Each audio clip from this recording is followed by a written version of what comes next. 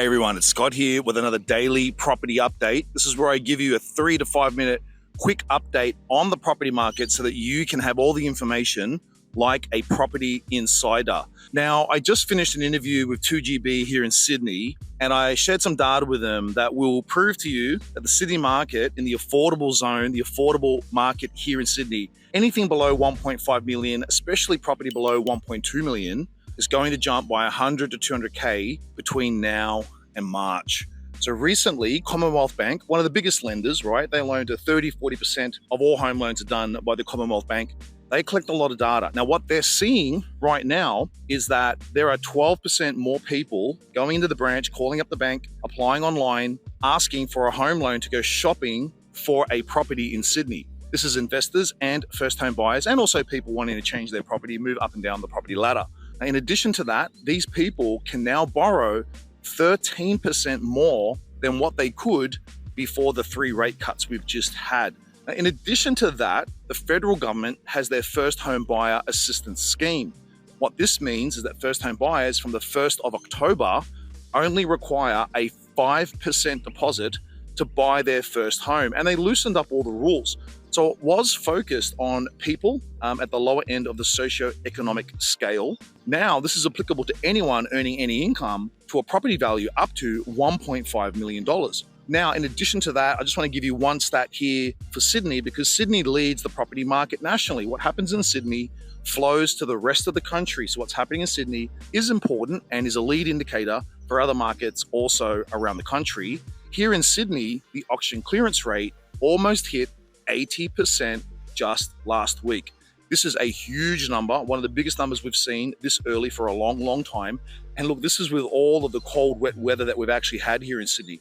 So I want you to put all of these things together and ask yourself this: with the limits of housing supply that we have, with the limited number of property that we've got, with the low vacancy rates that we have at the moment in Sydney and all around the country, with all of these factors coming into play to push demand up, what will happen to affordable property here in Australia over the next 3, 6, 9 months? Prices are going to jump, and they're going to jump quick, especially in these affordable areas where investors and also first-home buyers are targeting. Now, guys, I'm not saying that this is good. This is great if you're a landlord. This is great if you're an investor and you've got the funds to get in and to maximize those gains, which we are going to see all across the country. However, this is not good for society. This is not good for first-home buyers. And this is just not a good state of affairs for Australia, because our problem is that we do not have enough housing supply. Now, at the moment, there's this thing going around where we are blaming immigrants and immigration because of the housing crisis that we have. However, I did do a video where I did show that in the 40s, 50s, and 60s, over those decades, our population was growing at 23, 24%. Just in the last 10 years, our population's only grown by 16%. So what has happened to Australia's capability, capacity, skill, and ingenuity to be able to build enough homes for 23 to 24% population growth? Why are we struggling to keep up with just 16%? So you've got to ask yourself the questions: who really is to blame for the housing affordability crisis that we have?